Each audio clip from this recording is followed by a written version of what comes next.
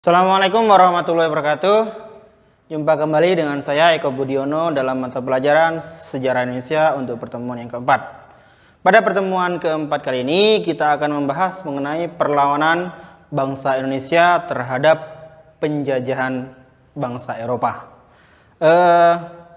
Ciri-ciri perlawanan sebelum abad ke-20 itu ditandai dengan sifat perlawanan yang bersifat sporadis, diantaranya ketika satu daerah diserang, daerah yang lain itu tidak terkoordinir, sehingga ketika pertempuran selesai itu begitu mudah untuk dipatahkan. Kemudian perlawanan itu bersifat komando, jadi dikomandoi oleh tokoh-tokoh seperti sultan, kemudian tokoh ulama atau bangsawan. Ketika tokoh tersebut ditangkap, perjuangan berakhir. Kemudian belum ada satu kesatuan yang bersifat nasional, sehingga perjuangan itu sendiri-sendiri, sehingga ketika penjajah menerapkan politik adu domba itu sangat mudah untuk diberangus gerakannya karena belum adanya komando yang utuh. Itulah ciri-ciri dari perlawanan sebelum abad ke-20. Oke, kita mulai bahas.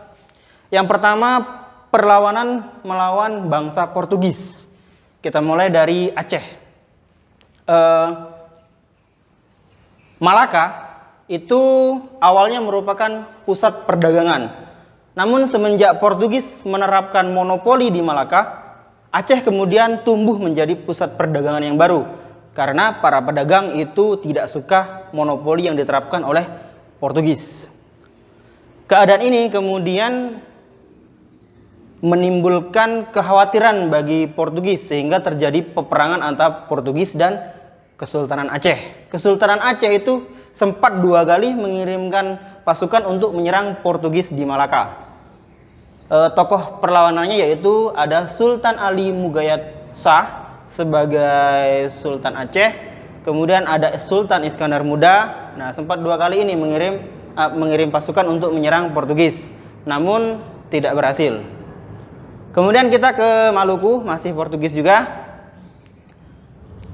Portugis itu awalnya menjalin hubungan baik dengan Ternate di Maluku.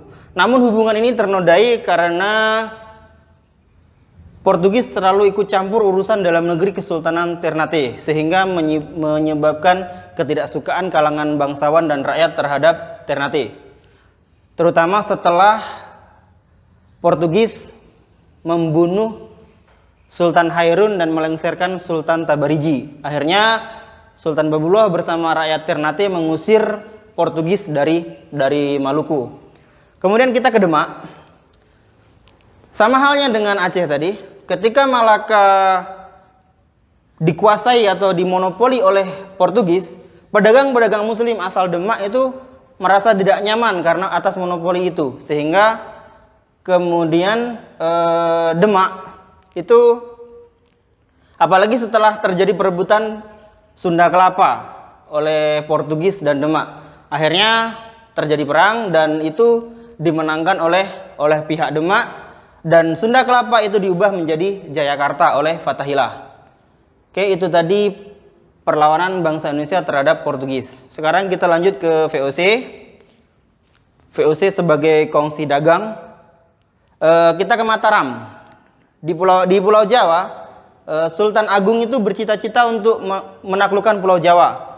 Namun dengan keberadaan VOC, Sultan Agung khawatir VOC itu menghambat cita-cita Sultan Agung untuk menguasai Pulau Jawa seutuhnya, sehingga Sultan Agung ini mengirim pasukan sebanyak 2 kali untuk menyerang VOC di Batavia.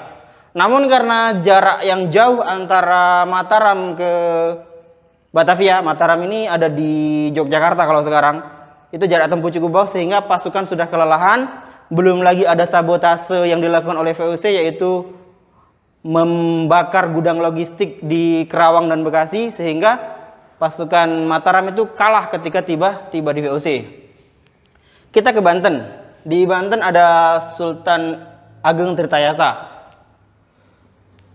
Sama halnya dengan di Mataram, di Banten ini Kesultanan Banten itu merasa resah dengan kehadiran VOC di Banten. Terutama kebijakan VOC yang melakukan monopoli. Kemudian kita ke Makassar. Seperti di Banten tadi, di Makassar juga Belanda atau maksud Pak VOC di sini melakukan monopoli perdagangan sehingga menyebabkan ketidaksukaan pedagang atau masyarakat Makassar terhadap VOC. Sultan Hasanuddin itu memimpin penyerangan rakyat Makassar kepada VOC. Namun karena kelicikan VOC memanfaatkan situasi dengan politik adu domba atau divide et impera, Makassar itu diadu dengan kerajaan Bone yang merupakan vasal dari Kesultanan Makassar. Arupalaka yaitu Raja Bone itu diadu domba dengan Sultan Hasanuddin sehingga terjadi perjanjian yang bernama Perjanjian Bongaya. Nah, ini jadi tugas pertama kalian. Kalian cari apa itu Perjanjian Bongaya, sebab dan akibatnya serta dampaknya. Ya, itu tugas satu kalian. Oke, kemudian kita membahas mengenai perlawanan bangsa Indonesia terhadap penjajahan Belanda. Kita mulai dari Pattimura di Maluku, ya. Sepeninggal Inggris yang berkuasa di Hindia dan Belanda datang lagi ke Indonesia, kebijakan-kebijakan masa VOC yang tidak dilaksanakan pada masa Inggris ketika Belanda datang lagi ke Maluku itu mencoba diterapkan lagi sehingga rakyat Maluku tidak menyukai Belanda. Maka Kapiten Pattimura tampil memimpin peperangan di Maluku ini bersama dengan tokoh-tokoh lain seperti Christina Marta Tiahau dan yang lainnya. Kemudian kita ke Jogja, ya. Ini di Jogja, di Jawa, ya. Yogyakarta, Kesultanan Yogyakarta itu juga jatuh ke tangan Belanda, dan Belanda itu dengan gaya yang pongah dan sombong memperlakukan kaum bangsawan itu seperti bangsawan rendahan, dan ini menimbulkan ketidaksukaan bagi kalangan bangsawan terhadap Belanda. Kemudian penarian pajak yang ugal-ugalan itu menimbulkan kesengsaraan rakyat. Rakyat pun tidak suka dengan Belanda.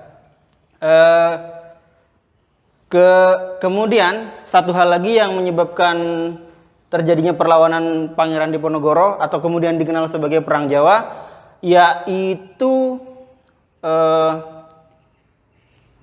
Belanda itu membuat jalan kereta api yang melalui makam Pangeran Diponegoro, mengakibatkan Pangeran Diponegoro murka, kemudian mencabut di patok-patok jalan itu, kemudian diganti dengan tombak.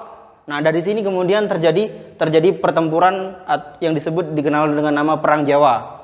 Mengenai jalan perang, sebab umum dan sebab khususnya itu menjadi tugas kalian yang kedua, Perang Jawa, ya. Kemudian kita ke Palembang. Nah, di Palembang ini ada Sultan Mahmud Badarudin atau kita kenal sebagai SMB, ya. Perjuangan Sultan Badarudin melawan Belanda ini dimulai semenjak VOC, ya. Semenjak VOC, kemudian dilanjutkan pada masa Inggris, dan kemudian dilanjutkan lagi. Awalnya itu dari letak Palembang yang strategis. Jadi Palembang ini kan di antara Malaka dan Batavia, kan, posisinya di tengah-tengah. Itu menarik perhatian Belanda karena lokasi ini strategis, bisa dijadikan untuk pangkalan militer. Kemudian daerah geografis Palembang yang menguntungkan. Kemudian ada lagi ketersediaan timah di Bangka, itu mengakibatkan Belanda tertarik untuk menguasai Palembang. Nah, disinilah Sultan Badarudin kemudian menyerang benteng-benteng Belanda yang ada di Palembang, beberapa kali penyerangan, sampai akhirnya penyerangan ini berakhir pada masa konvensi London, dan Sultan Badarudin berhasil ditangkap, kemudian diasingkan ke Ternate. Kita masuk ke Sumatera Barat. Ada Imam Bonjol sebagai tokohnya, ya. Di Sumatera Barat ini ada yang namanya kaum adat dan kaum padri. Nah, apa itu kaum adat, apa itu kaum padri, itu tugas kalian.